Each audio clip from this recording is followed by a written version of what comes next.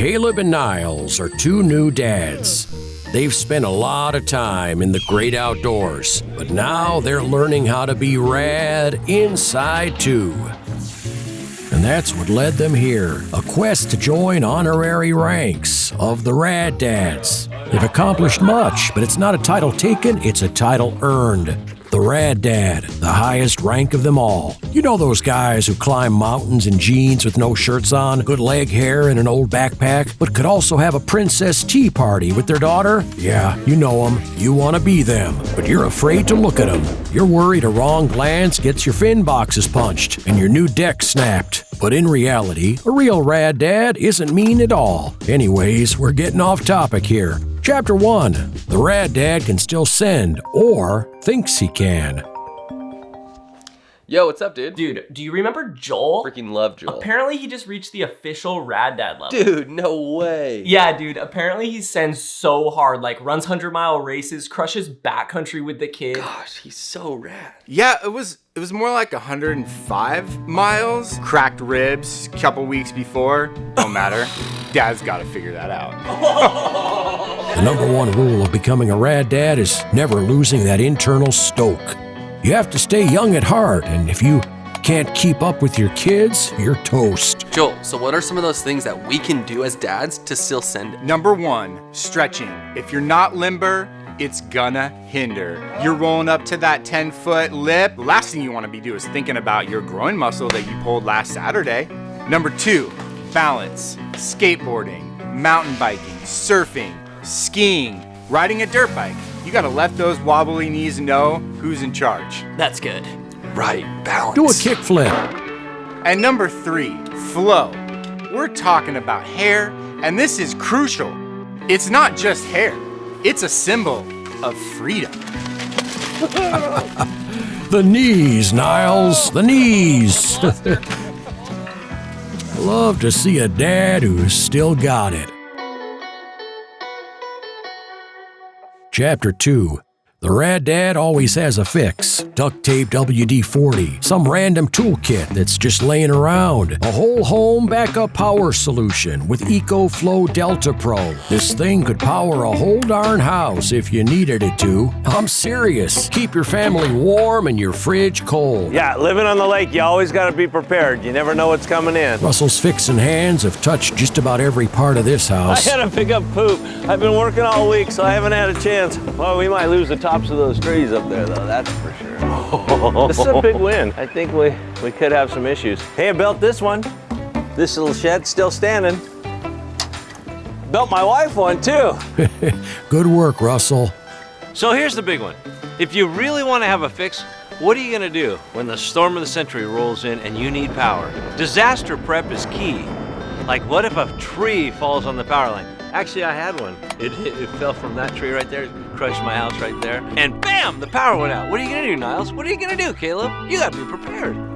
Guys, with these bad boys, I got 7.2 kilowatts of power pumping into the house. I can fire up almost any appliance I want. Dad, so does that mean I can actually use my espresso machine when or if we lose power? Yeah. Oh, Nice, that's dude. crucial, Nice, dude. dude. Ooh, yeah.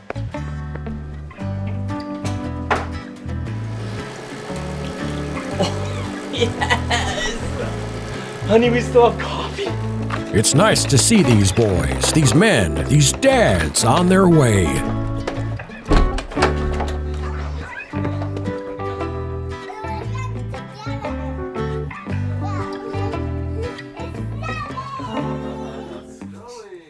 Chapter 3.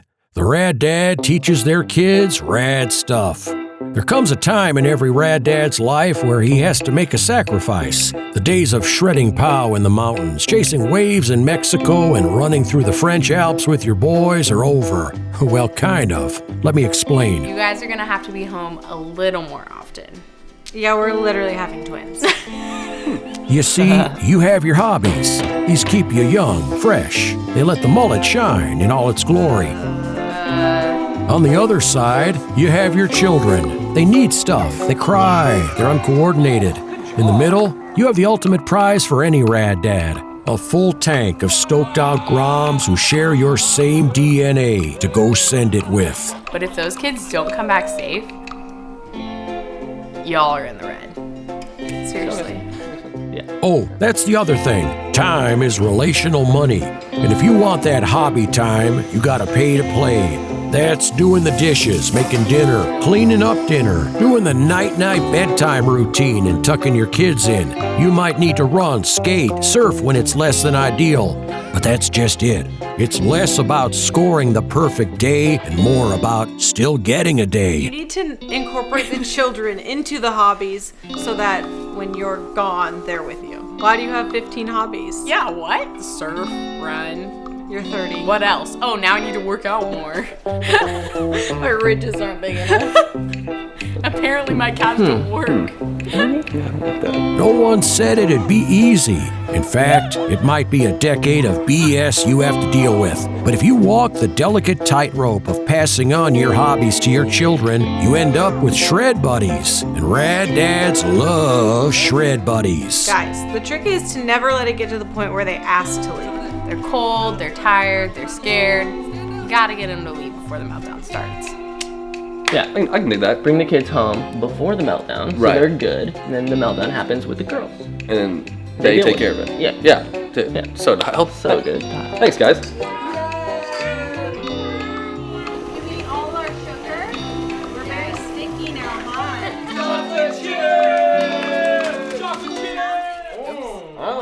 What it really comes down to is loving the heck out of those kids, teaching them all that cool stuff you know about the world and making sure they're home for dinner. Not to mention taking care of that wife of yours, 'cause Lord knows you wouldn't be alive without her.